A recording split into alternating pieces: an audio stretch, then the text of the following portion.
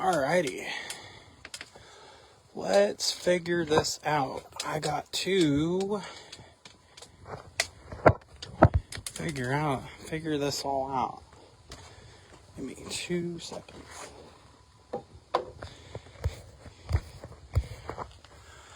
Alright. Let's see. Alright. Now, I just got to see how to add him to the thing. Alright. Bum, bum, bum. Just waiting for Oscar to join. But, we will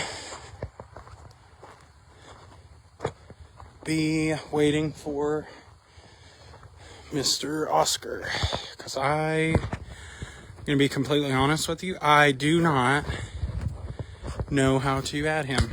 I don't think I can send him a request till he enters the chat. So, I will be waiting.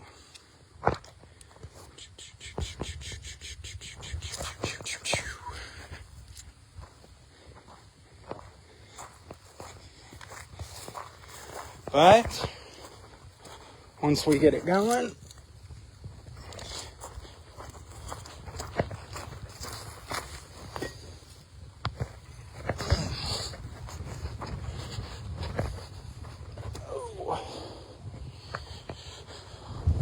we will.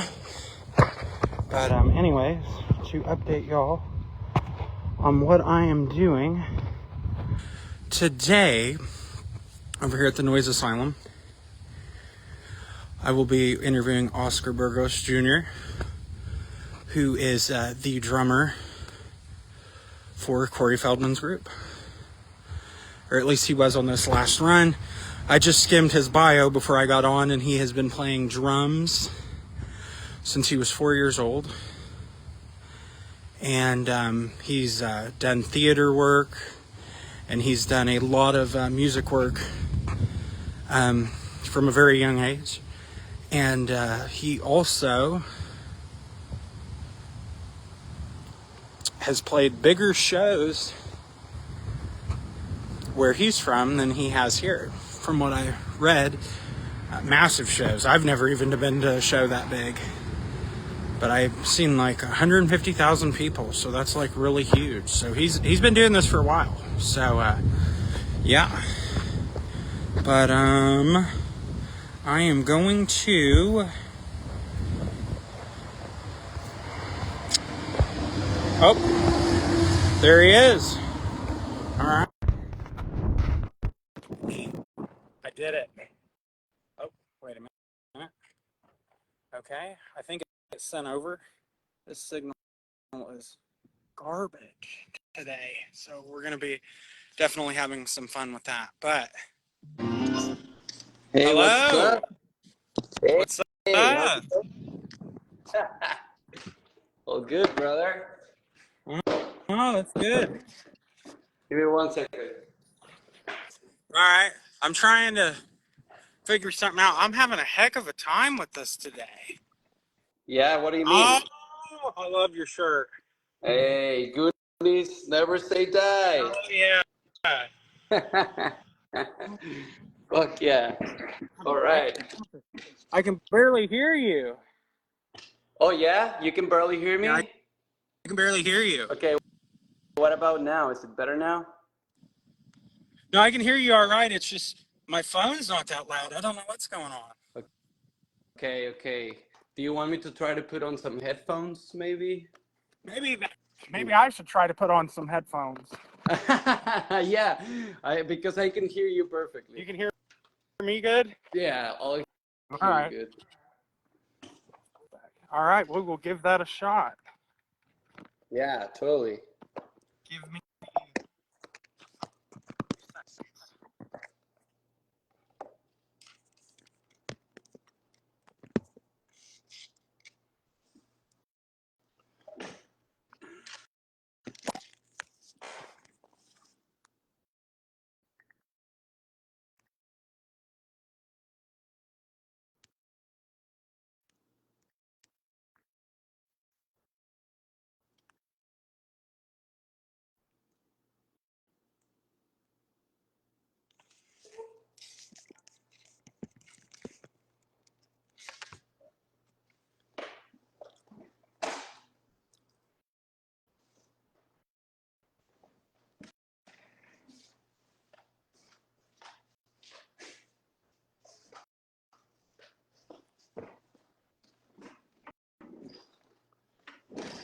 All right.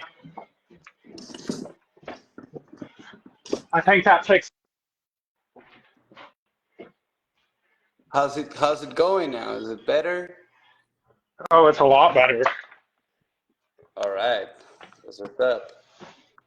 So, how you doing today? All good, brother. All good. I'm very excited to have a conversation with you, and like it's been crazy to seeing all these comments on Facebook and social media, especially on the post that you did that has like almost 1 million views. What the hell? That's crazy. Uh, I'm I'm telling you, it's crazy. And the thing is I would have loved to have seen the tour, but I myself didn't see it. Okay. But people love to hate on those videos. Yeah. Well, it's very interesting how like not everybody is hating the video, and a lot of people it's actually like defending Corey or the band or me. It's interesting to see the conversation between like the two extremes, because like there's no middle ground here. It's like either you love it or No, you hate it. but no, I mean I'm all for it though. I wish I would have seen the tour because when I posted the first video, it hit over a few 100,000 views within the first couple hours because I posted several. And people were like, a lot of the ones I was seeing, I've even had people telling me like, "What is wrong with you? Like, you listen to this?" And I'm like, "It's great, man. Like, you don't like it?" You know what? Um, I like I had my doubts sometimes, and then like I started seeing a lot of like big artists liking Corey's music. Like when we were on tour, um, we we we got to meet Michael Starr from Steel Panther, which I love is my he's such a nice guy. Like he's such a sweetheart, lovely person. And he was like jamming to Come Back King so bad. Like he was putting that shit super loud on his speaker. He got on a jet ski. He put the song on the jet ski. We did a video of him dancing. Like that guy was all about it. And I was like, wow, like I mean, he's a good musician. He's a great rock and roll singer. I mean, even though his band it's like kind of like a joke band, I think they're super smart with what they do. I've seen Steel Panther too. They are so good. I believe he actually follows my Instagram. I love them. They are great. I love what they do.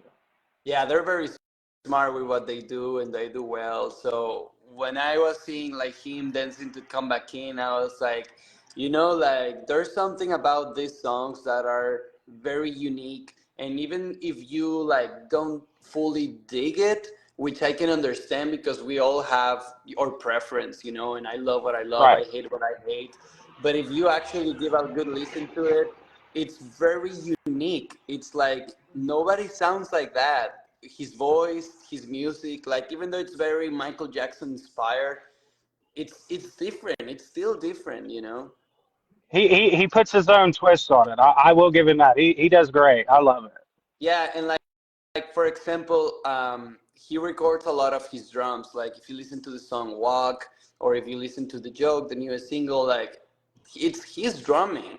And it's not like he's the greatest drummer, but he has the balls to play on his songs and be like, this is my song and this is the way I sound, not only my voice, but my lyrics and my melodies and my idea of the production and the drums. It's like it's you're listening to him. You know what I mean? So it's not the studio version of the song. It's all him. It wasn't you at all.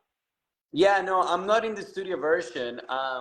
Because like the joke started. So I'm on the music video, right? Right. Which is it's directed by Fred Durst from Limp Bizkit. So that was a big thing for me. That's 'Cause, cool.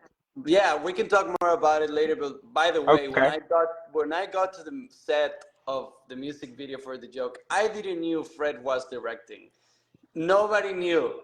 So, or maybe I just didn't have it clear. And then when I got there and I see him there and he's like starting to direct, I'm like, holy shit, he's the director. Like that blew my mind. But anyway, so when he made the joke, he did that for the tour. Like the joke it's inspired for the Loserville tour. He made the song for the tour. That was like his Right. main inspiration, which I think it's awesome. You know, like he wrote a song for the tour, and it became like this ultra viral video worldwide. It's like Oh, it's funny. oh yeah. He broke the internet. Oh yeah, Yeah, big time. he did. So I would have loved to record drums for him, and I'm really looking forward for doing it in the near future. Hopefully it happens, but it's still like a challenge for me as a drummer to be like, how am I gonna make this song sounds like his style but my style together? That was an interesting process. I guarantee it. So, but you're hoping to record with him in the future, but you haven't yet, So correct? I did like a podcast with him, with Howie Mandel, where we did the live debut of the joke, and we played "What's Up Oh, If You okay. Could," and we have the multi-track of that performance, and it sounds so good. So those songs might be out one day, like the live performance from Howie's Mandel's show. Uh, so if that happens, well, there'll be like a live track of us playing, on digital platforms or something.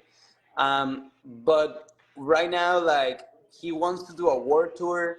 I know he's promoting a new movie right now. I know that there's plans to do Loserville tour on next year on Europe. I don't know if it's 100% true. I don't know if we're gonna be part of that leg or not. But I hope we do. I hope everything happens. I hope the world tour happens. I hope Loserville in Europe happens, and I hope we get to record new music with him. Oh, I hope so too, because I'm loving it. I'm here 100% for it. I'm loving it. Thank you, man. I think we should. I wish we could have like put out a live album from Loserville. That would have been great. Oh, that'd be killer.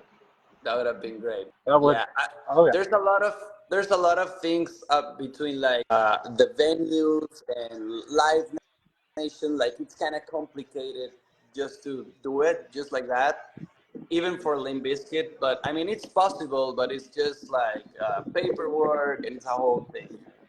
There's a whole process to everything nowadays. Yeah, yeah.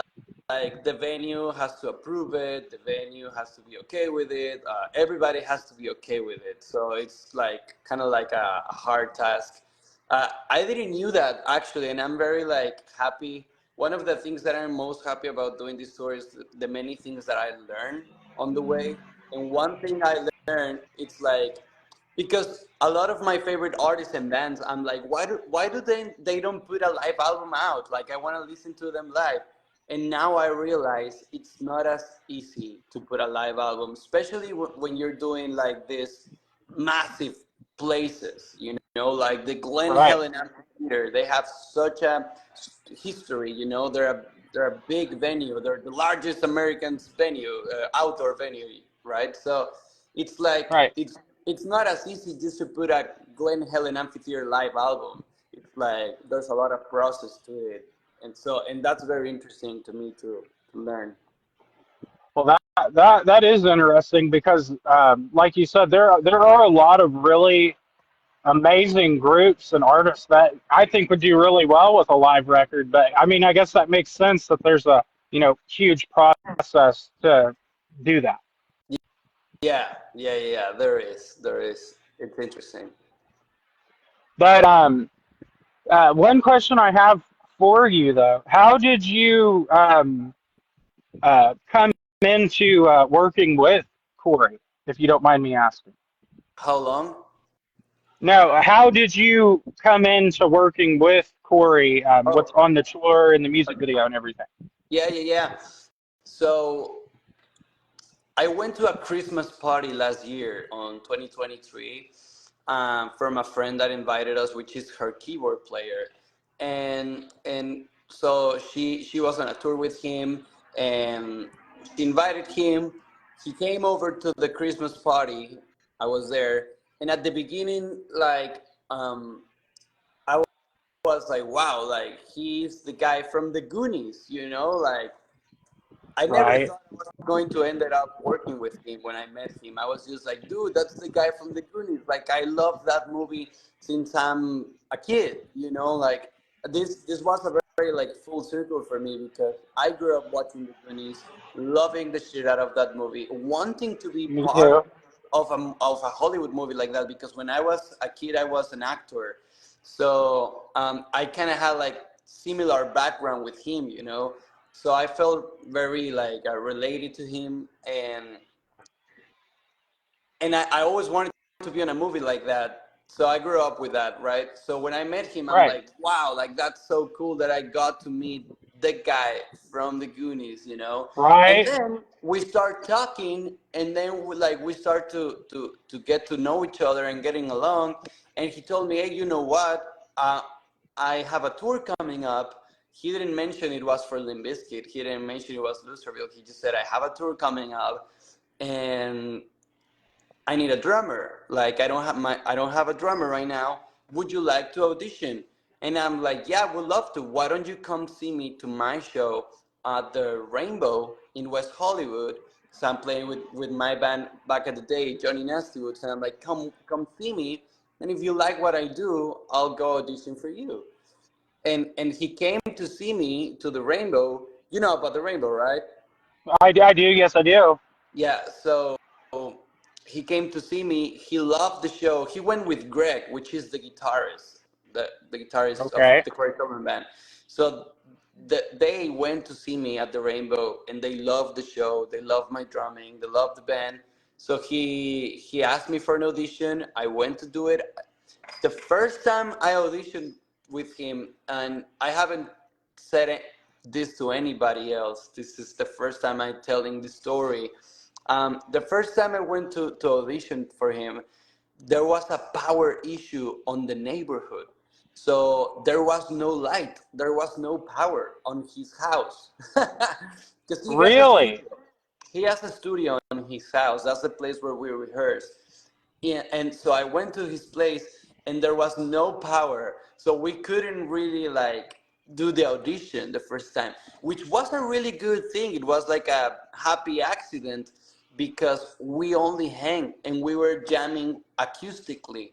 Like I was with the cajon, I was with the shaker, I was with the guitar. We were just singing like Beatles songs and Rolling Stones songs and Pink Floyd songs, just anything that we knew.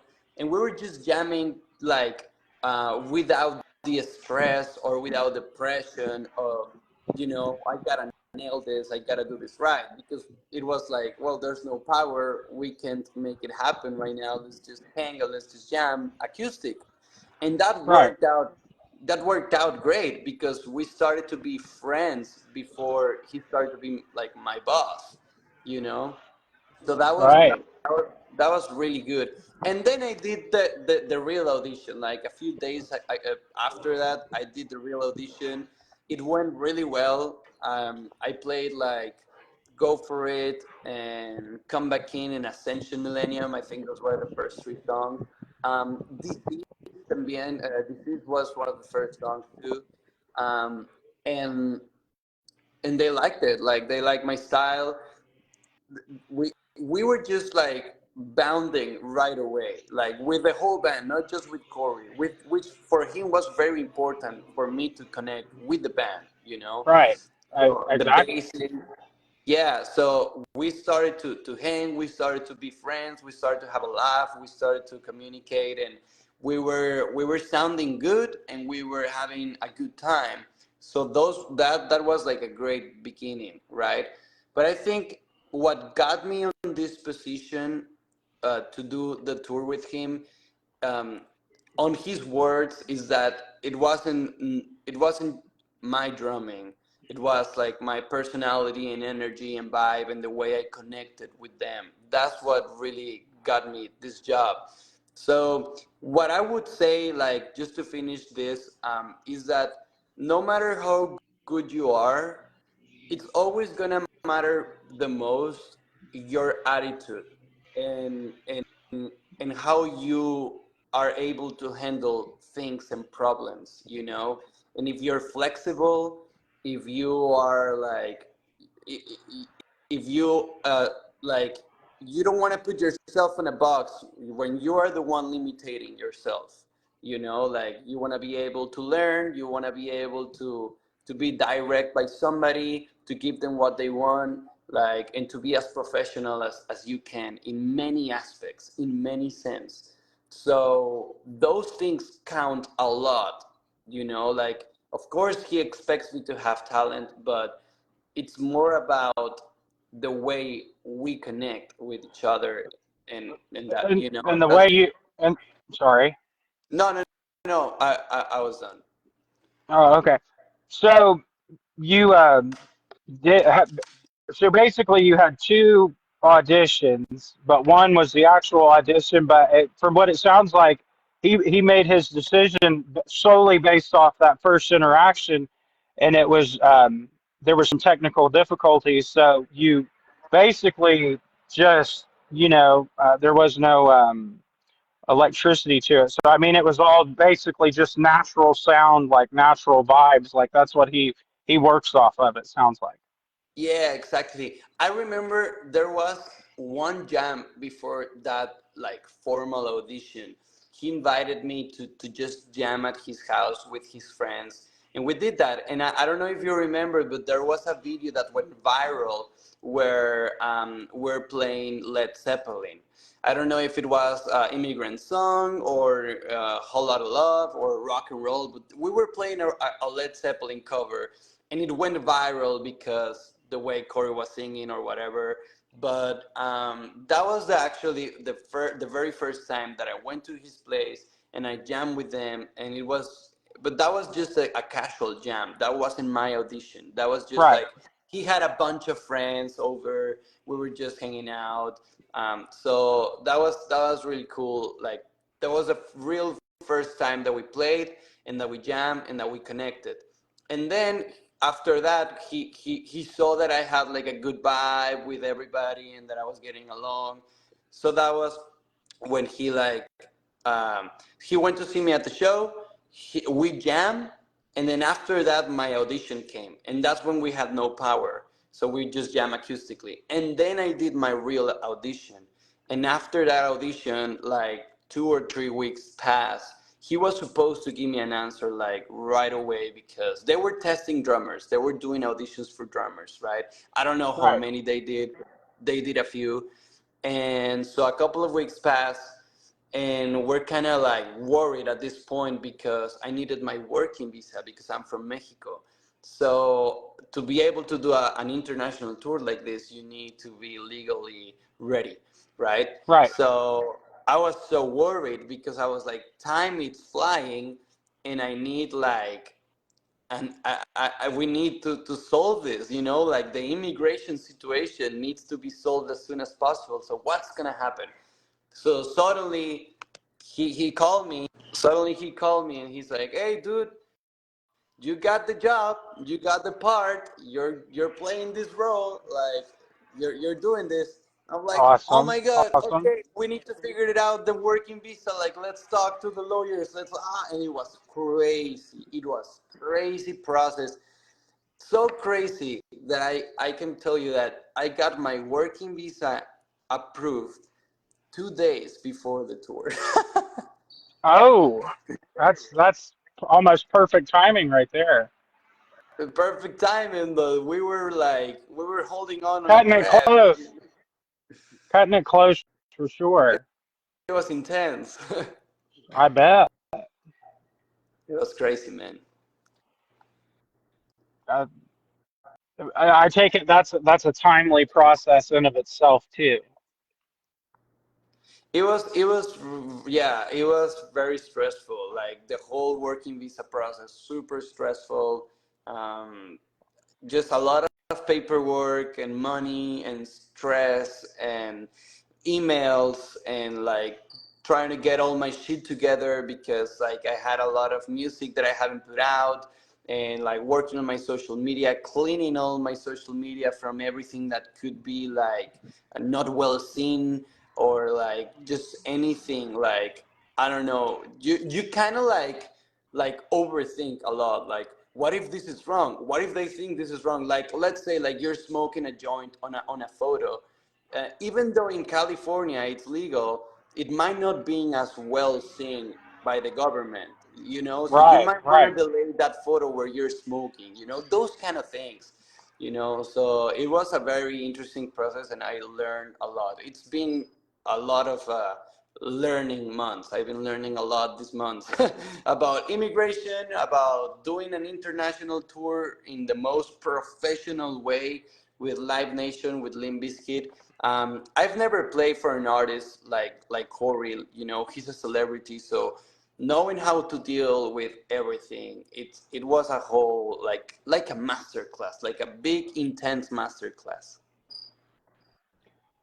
Um, I definitely could see that, but I want to back up a little bit. You said you come from like a similar background that he does down in Mexico, where you're from. Could you talk a little bit about that, please?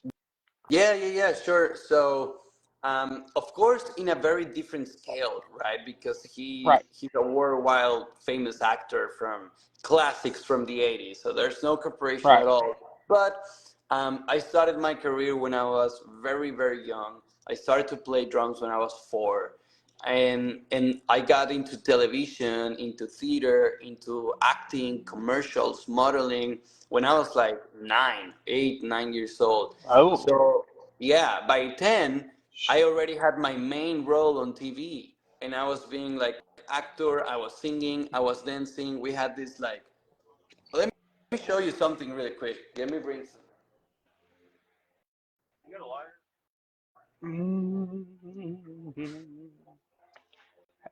no. I'm gonna show you something. So Hang on, I used to have. hang on. I got to tell you something. On Yeah. my end, you're frozen. Oh, I'm frozen right now. You're frozen. Your screen's frozen. I didn't want to cut you off though because it's still picking up the audio. But yeah, you've been frozen for probably a good while.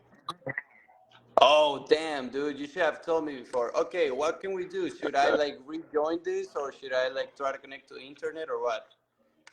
Are you not on? Are you not connected to the internet? I don't know if it's Uh, your signal. Can you? Am I moving on my end? yeah, no, let me try to do something here. All right. Do you want to? Do you want me to take you out and come back in? I was gonna tell you, but I didn't want you to think I was being an ass or something, and I didn't want to cut you off or anything. Oh.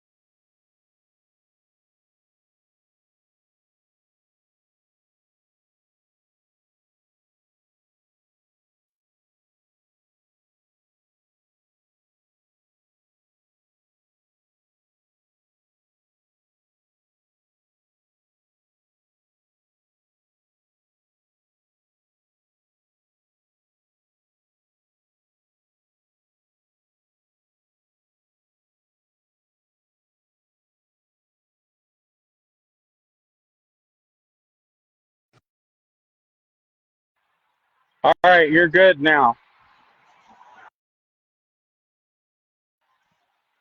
Did you hear me? Oh, you're muted. All right, cool. We're good now. Yep, Awesome. Okay, yeah. If I get freeze again, just let me know. I will. All right. So I was telling you about the TV show I was doing when I was a kid, and I wanted to show you this CD that I have of when I was a young kid. That's gnarly, man. I'm this guy right here. No kidding. Yeah, dude, it's a Christmas album from the TV show I used to have. So That's where I feel like very um, related to Corey, you know, because we have like this similar background of, you know, being on sets and being on television and being acting since a very young age and dealing with fame or dealing with adults. So um, he doesn't know too much about my background. Like I've told him a few things and he knows what I've done, but he doesn't know too much about it. But he does knows that we have like a similar background. Right. No, that's really cool. So do you, to follow that up, do you think it's harder to be in that spotlight in Mexico or here in America? I'm in Los Angeles now. I'm living now in Los Angeles in Hollywood. Are you liking it? I love it. Yeah, yeah, yeah. It's awesome. It's fucking crazy living here. The life, it's like life in the fast lane. It's very different than Mexico. Very, very different. Very different. Super. Um, so you've been playing drums since you were 4. Is that like your main instrument, or do you play several? Yeah, that's my main instrument. I used to be on bass lessons. I love playing guitar, but I'm mostly like a rhythm guitar player. I'm not a lead, but I love to sing. I'm not the greatest singer, but I love singing. I just put out a new song called Nobody Cares on social media and platforms. I'm planning on putting out a whole new album as a solo artist that I'm working on right now, and the new single should be coming next month, October. So really excited about all of this. That'll definitely be fun. You can definitely hold a tune though. You can sing. You think so? I think so. Thank you. You know, I You're was welcome. singing on the tour too. I was doing backing vocals on the tour too. That was interesting. That was my first time playing drums and doing backing vocals. Uh, from what I've seen, you're killing it. I mean, you're doing a hell of a job. Thank you, man. I appreciate that. Thank you so much. I mean, I don't play music. I just talk about it. So Well, but it's like you're a music man. Clearly, you're a music man. I love my music. Yeah. What are your favorite bands? I've always really been real big into Rob Zombie. I like the heavier stuff, but it's slowly, sprinkling down and not being so heavy. Like Jaden's really good. Steel Panther's amazing. Uh, of course, you got to throw Limp Bizkit in there. It took me a minute to get into them, but I mean, there's just some bands that took me forever to get into them, like Kiss. I didn't start listening to Kiss until high school, so. Yeah, no, that happens, and I relate to that because one of my favorite nowadays bands it's Blink 182, and I discovered Blink 182 when I was like 18 or 20. You know, like I was pretty, I was old enough. You know, like I Right. wasn't a teenager, and It, now it, it they're took me a while to get into them too. yeah, Yeah. yeah. It all takes one person to recommend them to you, and then your life changes. Oh yeah. But oh yeah, I mean I listen to a lot, but when it comes to, running the Noise Asylum and everything, I try to throw out as many new artists as I can because it gives them, a spot to, talk to their to people and, really hype up their stuff. So I really love to do that, but especially getting attention from musicians like you, which I mean, compared to my following, your following's massive. So when you sent me a message, I was like, I gotta do that. Like, I can't Okay. not do it. Yeah, thank you. No, I appreciate it, and I think it's like really cool that we're able to talk right now because there were a lot of people like commenting a lot of crazy stuff or asking questions to me, and I was like, you know what, like we should have like an interview talking about all these things, and like even though right now there's not a lot of people, like after this people will see it. Oh, trust me, I'll make sure it's everywhere when I'm done. Fuck yeah. But I mean, that's the thing though. The what? because you popped up on a couple of the other posts I posted of Corey, but like that last one, people were like, when you commented like I'm playing drums, people are like, what? So there, I started seeing the comments. You got more replies back than anybody else that was commenting. And, Yeah, and I mean, perfect. and I mean, some of them were crazy too. But I mean, there were so many comments. Like I was like, I can't read all these. And some of these people were like, they were. I felt like some of them were coming off a bit shitty. But that just tells me not only are you doing something right, but Corey is. Because for you to be making an impact in music, you have to have people that do not like what you're doing. Because that means you're doing something right. Yeah, yeah, yeah. It means that you're popping up, like you're there. There's always gonna be people that likes what you do and that dislikes what you do, and that's perfectly fine. Like there's a lot of genres that I don't like. There's a lot of artists that I actually hate. Not hate in a way that I'm gonna go on social media to shit about them, because I don't do that anymore. But like I still would Anymore. anymore. Yeah, yeah, you gotta learn your lesson. You live and Right. learn. Yeah, and I just feel so bad for all these people that are commenting really shitty things about Corey or about me, because now that I like step into the conversation, put in this comment that I'm on drums, a lot of people were like, "Oh, I'm sorry. This is something you shouldn't be happy for, that you shouldn't be proud of." And I just feel so bad for them, because probably they've never been on an international tour, you know? They probably haven't been on a stage their whole life. I mean, like me, I played saxophone in sixth grade. I sucked. It was horrible. I sucked. I could read the tablature and everything, but like I put it down because I'm going to be completely honest. The band director was a prick. I didn't like him. Yeah.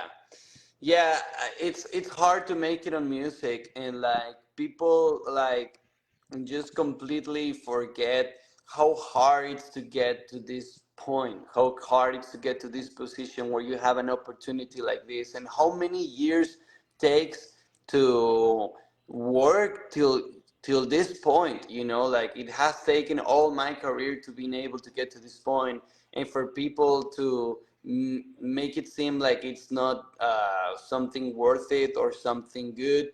Like you might not like Corey, you might think he's a joke or whatever. You Right. know what? Like that for me, it's something that it doesn't matter. For me, like I'm thrilled to be able to do this. Like I look up to Corey. I mean, even though like if you don't like his music or whatever, the guy's having the time of his life on tour. The guy is fucking like hanging out with Limp Bizkit. Like one of the things that is most impressive for me and that people aren't like fully addressing is that we were opening this show. We were opening this show at 6:30 p.m. and then we started to do it at 6:45. They pushed us like 15 minutes, but 6:30 p.m. and there's 60% of the venue already filled, waiting to see Corey. When we got to this tour, like we thought we were going to play for 100 people every night, because we're like, who's gonna show up at 6 p.m.? It's summer, Right. the sun it's fucking out and it's fucking burning, like traffic. It's rush time. People are getting off their job. Some people are still at work. Like, who the fuck is gonna come see us at this time? No fucking body. And then we were having 60% of the audience every night.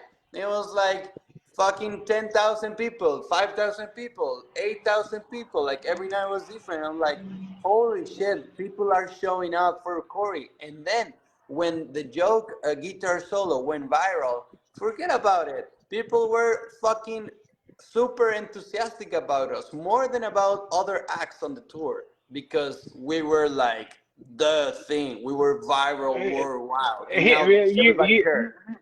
yeah, you guys went viral with that solo, and like that was one of the because when I first posted you guys, I had half the following that I have now. You guys blew my page up, and the majority of the comments that I've seen were shitting all over the video, and I'm just like, come on, guys, like this is great. Like he's living his best life. Like he is having a great time, and you guys are just fucking jealous, plain and simple. You're hating me. Yeah, they were hating on him because they literally got nothing else to do. And I mean, I grew up watching his movies because I mean, my dad grew up watching his movies. Like I have been a fan of his for years, and when I seen he made music, some of it, I'm not gonna say I'm a fan of everything, but when I heard the joke, I was like, that's it, that's the one. I don't give a shit what anybody says. That is fucking awesome. Yeah, yeah, especially for me, like lyric wise, the words on that song, it's fucking genius. Like what the things that he's saying on that song are so funny and so well put in together and so like it's a great response to all of the hate that he's receiving. I don't think he has a song like that before. Like he's talking directly to everybody that shits on him, and he's saying, "Hey, you know, guys, fuck you. I'm having a great There you time, go. and I'm gonna shit on you guys on this song." You know, and I just think it's really punk from him to do It that. is. It is. And on a business standpoint, it's genius. Yeah, It is. yeah. It's genius. And people are talking about it, and like I just remember like uh, noticing the switch, like when things flip, because at the beginning, like on the shows, of course there's a lot of Corey fans that knows the songs, that has like a Goonies t-shirt or the Lost Boys t-shirt or Stand By Me t-shirts or Friday the 13th or the Gremlins, like all his Right. movies fans, you know. But like when the joke guitar solo became famous and became viral, like suddenly we were having attention from everybody. It was like, oh, now we are. It's like if we were like kind of like co-headliners, you know, like we I, were what people wanted to see. and that's the thing. It just took that one viral video, and people were like, and this is my thing. People were like, I don't. A lot of people were hating on it, but that's the thing, especially with how social media works too. There are some people that will spend shitloads of money just to go to these shows and be fucking giving these people the finger and telling them fuck you and all this, and it's like you bought the ticket, you could do what you want, but I mean that interaction alone, you're boosting morale. More people are going to see it because you're showing your ass. Yeah, yeah, It almost contradicts what they're trying to accomplish. Like they're doing the complete opposite by, acting out, which is great for artists like Corey because it's just giving him more attention, which I think is amazing. yeah. 100% agree with you. It's like Corey's getting what he wanted. Like Corey wanted attention. Corey knew when we were on rehearsals and he was doing that solo after the joke, because that's something also that people don't address most of the times. This solo, it's being so out of context. This solo, he plays it after the joke. It's a joke. It's ridiculous, and he knows it's not serious. It's a fucking joke, and he's the perfect guy to do it because he doesn't give a fuck. He has the balls to do No, it. He doesn't care to be ridiculized because rock and roll is a risk, and you risk being ridiculed, and like it's the jokes on you, you know, and like he's getting all exactly. this attention that you're like, why is this guy so famous? Why is this guy on stage? What is it? Well, exactly that. It's what it's making him more infamous, you know. That's why like people love him because of that, and like um people are like complaining about it and hating about it and posting and commenting, and that's exactly what he wanted. He wanted that to happen, and you guys are like falling into his plans, you Is know. falling into his little rabbit hole. Yeah, and also another big thing is that if you have the time to go shit on social media about Corey Feldman and spend all this time commenting on hella posts, whether it's Facebook, TikTok, Instagram, Twitter, whatever, like you need to do something better with your life. Like you definitely have this time Like you could be spending doing something productive on your life, but your life must be so boring that you are shitting on Corey Feldman on social media, and that's probably the most interesting thing you did on the day. But and I mean the thing too is I mean he's been in the eye of the public since he was a kid. I mean he's used to getting ridiculed. I mean I'm sure there's some roles and everything you know he might not have gotten somebody else did, but I mean he's been in the public eye since the '80s, and I mean he's been killing it his whole career if you ask me. I mean he's just and not only that with this tour, it's giving him a chance to come right back to the masses and do it all over again. And some people are absolutely pissed that it's happening, and I'm all here for it. Yeah, it's like it's funny to see the world burn in a way, like Oh not in yeah, a literal way, right? But right. like Yes, on this subject, yeah, metaphorically. yeah. You know what? It's very interesting to think and to realize that against all odds, Corey fucking Feldman, like against all odds, because our bus was breaking down. Were people inside the tour that were like doubting about us. Um, like the audience was shitting on us, like on social media, and some of them were loving us. Like I gained so much new fans on this tour and on social media that discovered me thanks to Corey. Now they're my fans, and I'm so thankful and grateful for them because they've been so supportive and so sweet with me. And they discovered me through Corey, so it's not everything bad. But like even though like a lot of people don't believe in Corey or are trying to burn him down, he rises up every time, and he got these killer opportunities for shows like opening for Limp Bizkit and shit, and it's like wow, like even though everybody thinks he's not gonna make it, he makes it. Like it's crazy the power that he has, like, and his fans. Uh, yeah, I mean it truly is inspiring, and like you said too, one of the positive things that came out of it is he's not only putting himself out there, but he's putting the whole band on. He's giving them a platform and these huge stages for people to see you guys on. Yeah, and you know what? This was a very short set. We only had 30 minutes, so we could only fit like 7 songs. But on his longer set, which I haven't done a longer set with him because he normally does like 2 hour shows. And on these 2 hour Damn. shows, when he's headlining, he when he's headlining, he likes to do 2 hour shows. He goes hard, and it's not easy the job that he does because he sings and he dances and he entertains the audience. And he's in control of all the band. Like he has to take care of so many little details that anything could go wrong, and he's trying to be on top of that. So he has a very tough position. And even though that he does a 2 hour show and he gives a spotlight to every musician, he can't do that on this tour because it's a very short set. But like every musician sings a song, even the fucking drummer sings a song.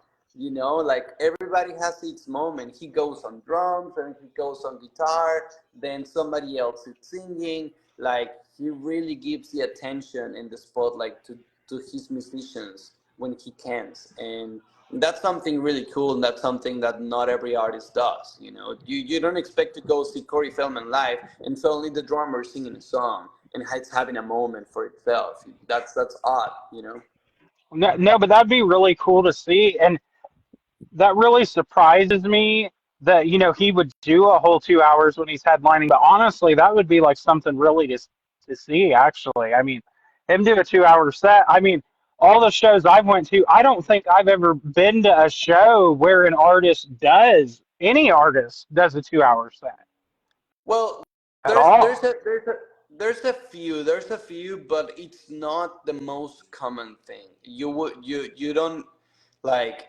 you don't see it as often, and especially from Corey, you kind of don't expect him to do 2 hours, and he does, and he loves his fans. He loves the stage. We were just having a conversation like we were on the bus and the tour was just about to be over, and we were kind of sad that the tour was about to be over, and we were Right. talking. It was just me and him, and he said like, "Dude, I can do this all the time. Like, I don't wanna go back home. I wanna keep rolling. I wanna keep doing this tour or something else, but like I belong here. This is where I belong. On the road, on a bus, on the stage, at backstage, at my dressing room, meeting my fans, interacting with them, dancing, singing, playing instruments, hanging out with my bandmates. This is my best life. Like, this is where I belong, and this is what I really want to do. And I wish I could do it every single night of my life to the day I die." And I was like, "Me too." Me too. Let's do it, Right. bro. Let's do it. Me too. Like, I wanna die on the stage.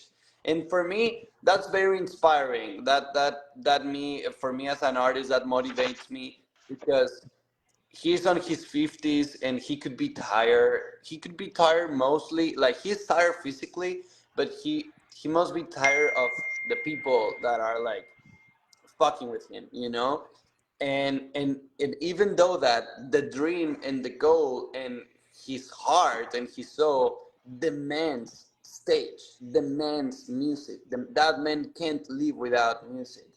So that's where I really respect him, because he is very genuine to what he does. And even if there's people that don't like it or hate it, he is very honest with his music and his work and with what he does.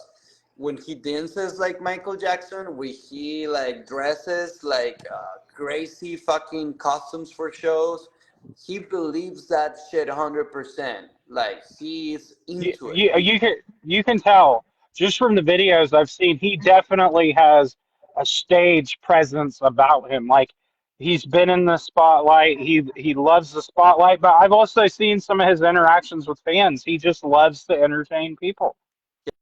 He loves it. Yeah, he loves to entertain people. He loves to make them laugh. He loves to make them move. He loves to make them scream. Like, it's he that man loves the stage, and not only like on the music or shows, like, being on a set on a movie, like, and being on a movie theater, like, yeah, all the entertainment business. That's what he's meant to do. I don't see that man doing anything else than entertaining people, whether it's a movie, whether it's on social media, whether it's a reality show, whether it's his music, his albums, his shows. Like, that man is just meant to be on the spotlight, on the stage, and that's it. Definitely. That is him, and that I respect a lot, because I have a big commitment to my career, and he does too, and we're all about it. And so when you find people that think the same way as you, you really connect. That's really cool too. I'm I'm trying to figure out how to coordinate it. But yeah, you can definitely tell, and I can definitely tell just by, you got a passion in your voice too. So I can definitely tell you would rather be on stage entertaining people, and it sounds like you've been doing it for a while, just like Corey has. Yeah, yeah. For real. It's been a long time since I started doing things on the stage, and I love it. And every time I get up on stage, it's like new. It's like, I learn every time. I'm always learning. I'm always like trying to get it all in. And I don't take it for granted, even though I've been in the stage all my life, and I hope to be on stage all my life. There's not a show that I take it for granted or that I don't enjoy. Like, I'm obsessed with the way my drums looks, and I'm obsessed with the way the place looks. And I remember, like, after every sound check from Loserville, every sound check, I'll be the last leaving the stage, because I'm just like, I love You're it ta- here. I love you're it here. taking it all in. Yeah, exactly. Even though You're I've done it really all my living in the life. moment. Yeah, even though I've done it all my life, I was there and I was like, whoa, I love it here. Right. Now, one thing I want to ask you is, you've been doing it, from a very young age. You started down in Mexico, where you're from.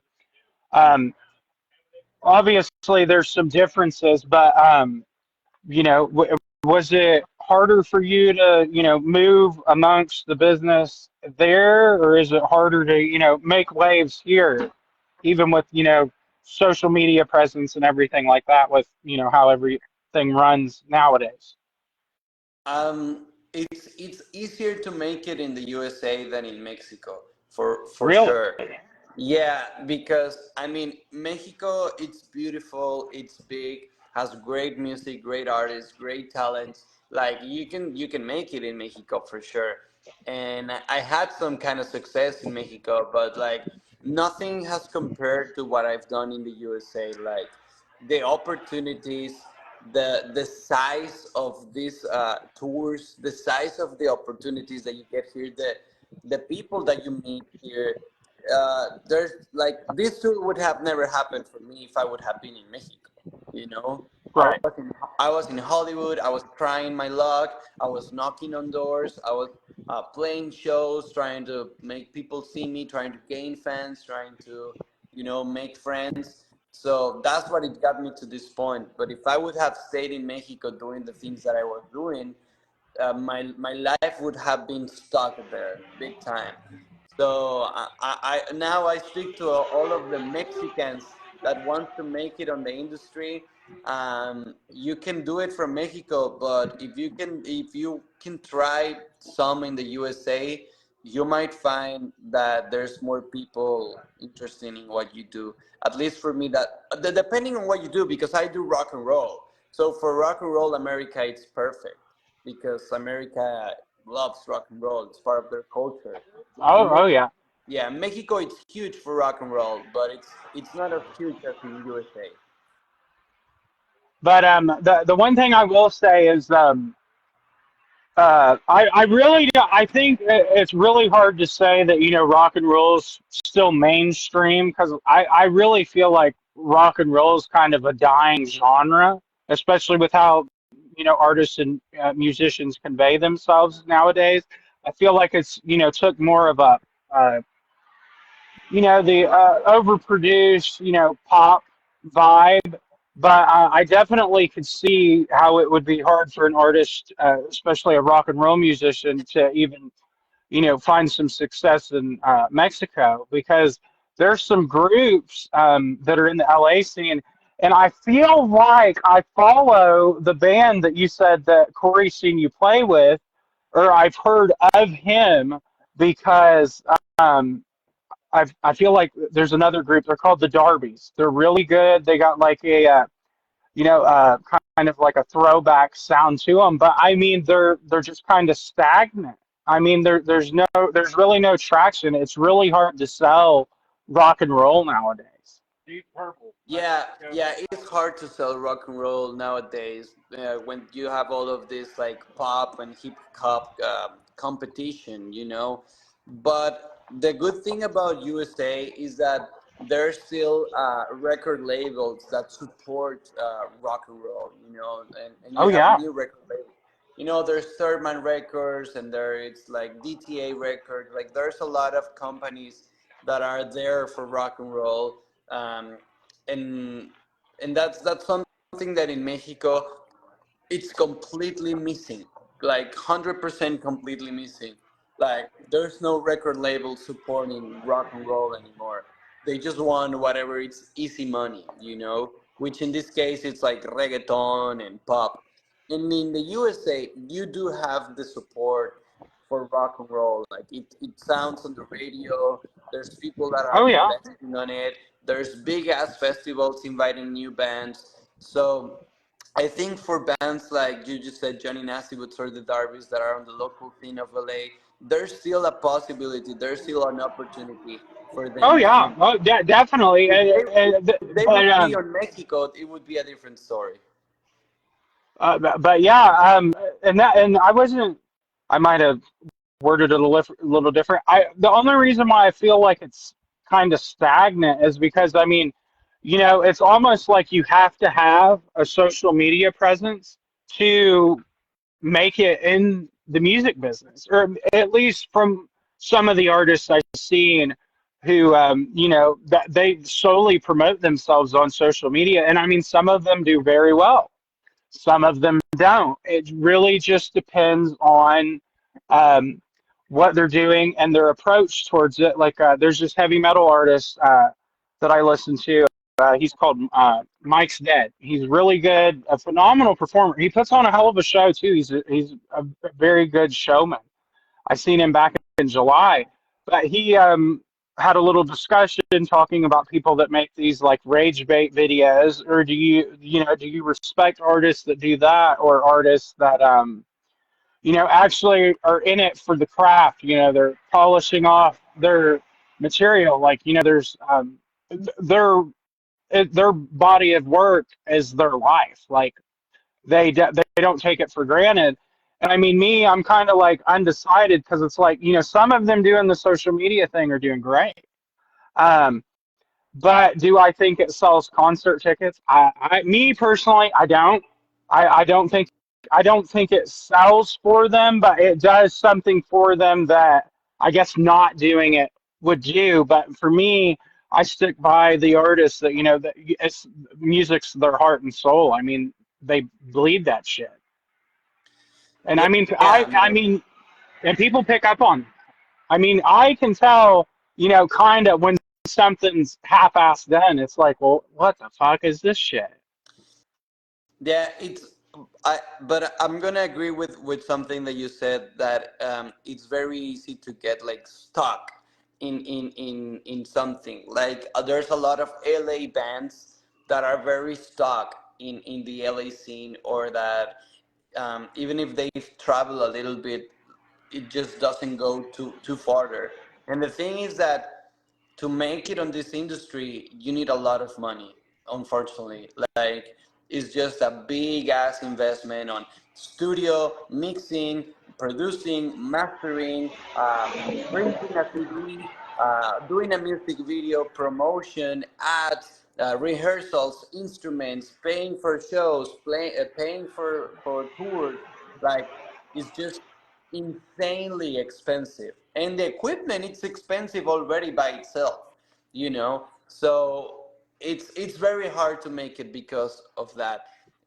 It's not like it used to be before. And but like, even though that, like, we're never gonna surrender here in rock and roll, even if it's hard, even if there's less people supporting it. Even in Mexico, there's no record label supporting rock and roll.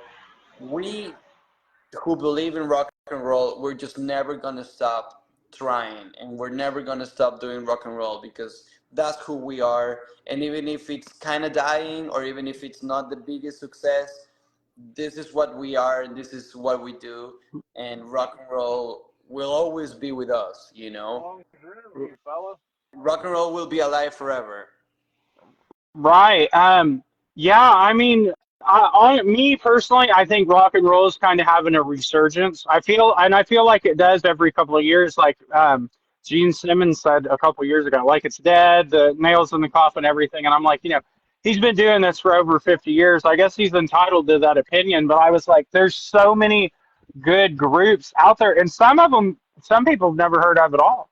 Yeah, no, for real, you're totally right. Like, I've heard a lot of times, and I've had to tell a lot of people, like, band names, because because oh, you hear me? Yeah. Yeah, I Okay. can hear. I'm listening. I'm listening. Okay. Cool. Sorry. I just started to listening to something else. So there's a lot of people that say, like, no, rock and roll is dead, or there's not good new rock and roll bands. There's no rock and roll bands. Like, there's no new rock and roll bands. It's like, dude, there is a lot of rock and roll new bands. It's just like you Tons of don't rock know and them. roll. Yeah, It's I mean, just and that you haven't discovered them. That doesn't mean they don't exist. yeah, and that's one thing about me too.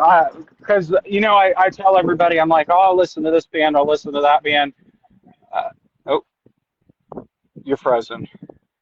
I Oh, think. Oh, again? nope, nope, nope. I'm You're back. good. You're good now. But All right. you're back. But like there's some bands like I tell people, oh, I'd never listen to them, and I kind of dog some, but like, I always got a preference, but then I'll be damned if I don't hear one song and it's like, son of a bitch. Now I gotta listen to them. That song's fucking great, and then I just do a whole deep dive, and it's like, I was fucking crazy not to listen to them, Yeah, and I yeah, and totally. I've done it countless times. Yeah, yeah. It's like there's so many new rock bands like uh, Dirty Honey, King Gizzard and the Lizard Wizard, Radio Moscow, Greta Van Fleet, The Struts, The Pretty Reckless, Hellstorm. I mean, those are not super new, but there's a lot of new bands. Origami Angel, Knucklehead, Knucklepuck, and the story so far, Preservale, like so many new rock bands. Meet Me at the Altar, they're so fucking good. Meet Me at the Altar, like there's so many good new rock bands. It's just people needs to they give them a chance. But they need people really need to broaden their horizon, and that's one of the reasons why I run this page, because there's some groups that I talk about and I've interacted with, like they have no following whatsoever, but just talking about their music and everything, it makes their day.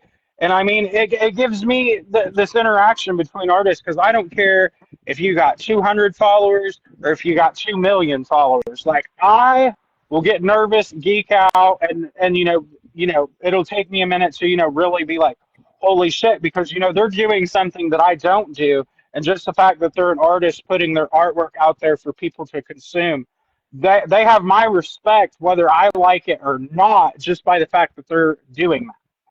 Yeah, and we can translate that to Corey too, because like even if you think what he's doing it's not great because you don't feel like, that doesn't mean that he like the balls and the courage that it takes to get up on that stage and do what he does every night. Not everybody has that courage ever on their lives, and you can be No. criticizing him behind a screen, behind a phone, behind a laptop, but you're not out there on the field trying to rock all those people. That's very Yeah, yeah, fucked yeah. up. Yeah, and I mean that's my thing. Like, it would be really cool to do something like that, but I would be shitting a brick the whole time, because I Yeah. mean it would just be it would almost be like I'd just be like overloaded with emotions and everything, because I mean some of these shows people play are massive shows. I mean, there's tons of people. Yeah. It's overwhelming. It is overwhelming. That's why you have to, as a musician, that's why one of the biggest advices I can give is to be prepared. Like practice a lot, make new songs, be producing. Like always try to be working on your music and your career. So when these opportunities come, you are prepared. You feel prepared because you've done it so much, and even if it's you by yourself, you've done it so much that when you have 10,000 people in front of you, your body would just do the work. Like you don't even need to Right. think about it too much. You just wanna enjoy the audience, and you just wanna have fun. And and if you wanna be having fun, then you need to nail your instrument first. And if you don't nail your instrument first, you're gonna be suffering on stage. You're not gonna be having a good time because you're gonna be worried about what you're playing. And you don't want to. When you're doing a show, the last thing you want to do is to be worried about what you're playing. You want to be having fun and connecting with the audience and having a good time with your bandmates and enjoying the experience.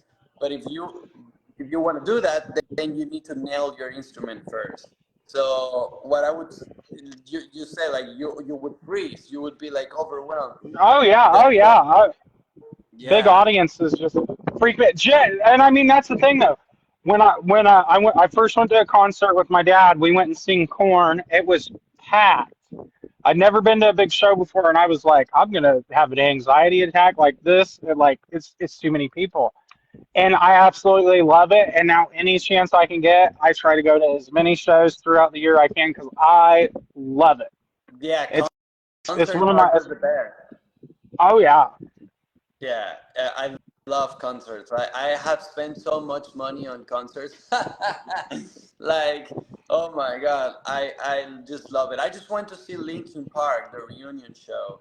That was incredible. How I gotta ask you because that's one that I've been getting a lot of. I wouldn't say a lot of shit, but there's people it's kind of half and half. But I mean, what's your take on that? I mean, you've seen the show, so I mean, I feel like you would have an honest, opinion on it. And I mean, I'm intrigued because I seen that you seen the show, and I had to ask about it because I've seen people dogging it. I've seen people, all for it. I just kind of wanted to know your thoughts on that, if you Yeah. don't mind sharing. Yeah, no, no, no. I would love to. So, Linkin Park, it's always been one of my favorite bands because when I was a teenager and I started to discover Linkin Park, Fall Out Boy, My Chemical Romance, Yellow Card, Green Day, like it was like a big awakening for me, music-wise. I love the shit out of that kind of music. Simple Plan, Avril Lavigne, like all of them. So. Linkin Park's always been one of my favorites. So for me, when Chester died, I was really sad. I saw them live twice with Chester, with the original lineup, and it was just one of the best concerts ever. Like, so fucking good. The energy, the way they play, Chester's vocals, like the audience, like it was just insane. And then when he died, it was pretty sad. So for me as a fan, see them back together, even if it's a new lineup, even if it's a new singer. Like, I'm just so happy and grateful for it because I thought I was never going to see them live ever again. So Right. the fact that they're back and they are willing to do it and that they're working their shit out, even it's super hard after Chester's death, and they're friends again, they're a band again. They have a new album coming up. The new song sounds killer. Emily, it's really good. Like me as a fan, like I accept her. Like she sounds great. She's a great artist. She's a great singer. I like Dead Sarah. I think that's something that has to do a lot with it, with my acceptance. Is that I think Dead Sarah, it's a great band, and I loved it. When I saw them live at the Forum last week, it was the first show of the reunion tour. I just shit my pants. Like it was so, I cried. Well, I cried like twice. It was so good. She does such a good job. I love that she's not trying to replace Chester. She has her own personality. She has So her she own she voice. she's definitely putting her own spin on it, and I mean that was my takeaway from it. I'm like, it's interesting to see them come back, but as somebody that had never seen them, I actually will have a chance to see them. It might not be the original lineup, but at least I have that opportunity now to see them, and it's like Yeah. and not only that, they're putting this woman on a they're putting her above anything she's done so far. So I mean, she's just going to skyrocket to the top, in my opinion. And I feel like that's why a lot of people were pissed because to be honest, I never heard of her band she was in before they announced her, and then it was like I followed her right after I seen they announced it, and her following fucking blew up like massive Yeah. within. You know what? I feel like everybody is scared. It's afraid of this new beginnings for bands, and they have a really hard time accepting the new era. But it's really important for bands to keep going forward. I'm gonna put up an example. AC/DC. What happened after Bon Scott? You think they should have give up? No. Their best album, it's after Bon Scott dead. Back in Black.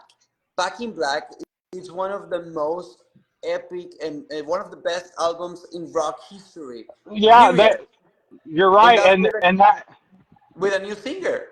We'll look at this is going to be an interesting take because me personally. I'm a bigger Bon Scott fan. I just like his vocals better. But like you said, they had more commercial success after he died. Well, and the same thing, I'm going to give you a rebuttal. Look at what happened with Van Halen. I like David Lee Roth more. Sammy Hagar sold more records. Yeah, Sammy Hagar is so fucking good, and like you just gotta keep going. Like there's so many bands that had to replace their singers or some of their musicians, and they do really well afterwards. And just because like people don't think about things like uh, how like imagine like Queen, okay, Queen, like they have new singers on the road with them, like Paul Rogers, and now new guy, Adam Lambert. yeah, thank you, Adam Lambert. And it's like how cool it is for all of these people that after Freddie Mercury died, what should have Queen done? Like just disappear or do a new tour with a new singer? Like please And go and tour the world with a new singer. We want to see Queen live. I don't care if it's not Freddie Mercury. Freddie Mercury is sadly gone. There's nothing to do about it. I still want to see Queen live. Like if I have the chance to see them, I will. And I'm not gonna be like, right. oh, I'm not going to see Queen because Freddie Mercury is not there. So like That can we stop being stuck in the past and like move to the future? Yeah, yeah, and that's my thing. It's like, it's not that these bands are trying to, replace people, because I mean, obviously you can't replace people. Somebody's just filling in their shoes. But my one point I do got to add though is, if somebody's going to come into a band that somebody, either passed on, or just left the band, put your own twists on it. Don't try to do what they did, because you're never going to be like them. Yeah, I agree. And there's just so many cases like Journey with Arnel Pineda, or Blink 182 with Matt Skiba, Alice in Chains, Stone Temple Pilots. So many bands that has to replace their singers, and it's fine. Like it would have been worse if they wouldn't done it. It wouldn't. Right. So I'm just grateful for all the bands that are down to keep going. I'm thankful for Linkin Park to be back. And yeah, like if people doesn't like it, then we are lucky that there's people that doesn't like it, because then we got more chance to buy tickets for the people that we do want to watch it. Right. Right. That, Yeah. that's very true. That is so true. Yeah, man. Hey, before we finish this, I want to show you that I have another band from Mexico that it's called Red Rooster. We have an album. It's called California Sun. You should check it out on digital platforms. Okay. It's very rough. It's very raw. It's like garage, glam, hard rock, punk, bluesy. I hope you like it. It's called Red Rooster Original California Sun. I definitely will check it out. I'll have to let you know what I think, Yeah, because I really do love the like raw, gritty sound, especially if a yeah, band can do it well. yeah. This is very classic sound, and also we recorded it live on San Diego. Like we did like 4 or 5 times each song, and we choose the one that we like the most. So this is very like the 70s. They used to do it, like it's live. It's like Led Zeppelin used to record. It's live on a studio, but it's live. That'll definitely be interesting. You said the group's called Red Rooster? Red Rooster Original, yeah. Red Rooster Original. Okay. I definitely will check that out for sure. Yeah, check it out, and let me know what you think. I'm on the drums there. We recorded it in California, and this is my former band. This is my first album on drums. Okay. All So right, cool. check it out. Definitely. All right. But yeah, you seem to be about ready to close things up. So I'm going to give you the floor, and just talk about whatever you want, because I feel like we covered a lot. But the floor is yours. I'll let you do your closing statement, and then we'll finish this off and get it going. Yeah, yeah, sounds good, man. Thank you. Well, first of all, thank you so much for your time and for having me in your page. I know you work really hard to make your page successful. I want to congratulate you for all the hard work that you do. Thank you for believing in rock and roll. Thank you for this interview. I appreciate you a lot, and I hope we can be in contact still after this. And just, I mean, I know there's not a lot of people right here right now, but if they see this afterward, thank you for all the people that are commenting sweet things. I really appreciate it with all my heart. I'm grateful for it. And for the people that are just saying very mean things, that says more about you than about me or us. And the joke's on you. I, I like that. Well, thank you so much, Oscar. I really appreciate it. I honestly was caught off guard because when you first messaged me, I was like, I feel like he's gonna, pull one under me or something, and stick it to me because I was like, I was thinking to myself, I was like, I couldn't even be pissed because I mean, that would be like, it would be so funny, but like, I'm really glad you took the time to talk and talk a little bit and talk about music and talk about yourself. I really appreciate your time, and I really, from the bottom of my heart, it means a lot. And thank you, for all the love and everything, because I mean you know did a lot for me within this last week since you told me about it. So I really appreciate it, and thank Thanks, you man. so much. And And I'm really glad you took the time to talk with me. yeah, man, thank you so much. And you should keep doing interviews. I definitely will, but the first one I did, it was a little bit of a lesser known musician, and by lesser known, I mean not too many people listen to him. It was great. He's a really solid dude. You definitely are bringing me to a different audience, which I really appreciate. I'll definitely send you the link to the whole thing Yeah, once it's up. But yes, I definitely will. And I'm definitely coming out of my shell more by doing things like these. And it's because of artists like you giving me the chance to do so. fuck So yeah. thank Thank you you, very much man. for that. I appreciate it. I appreciate it, and let's keep collaborating. Let's see what we come up together for the near future. And thank you to all your audience. Appreciate you. Where do you live? Where are you at? I am in the middle of Indiana by the cornfields over here. You Holy can shit! see. I'm Whoa, is that your house? Like you live over there? Yeah, we live in a house in the middle of the country. We're only about 5 minutes out of town from the hometown I'm from, but yeah, we live out, in the sticks in a roundabout way. I mean, it's not a very big town. Everybody knows everybody, and it's a good time. But you know, Fuck but yeah. don't let that fool you. A lot of people are jamming country, but you hear some rock and roll out here too. I mean, my pappy, I grew up with AC/DC, Journey, Poison, a little bit of everything. So man, I'm for everything. So I'm definitely going to check that Red Rooster original out because I live for shit like that.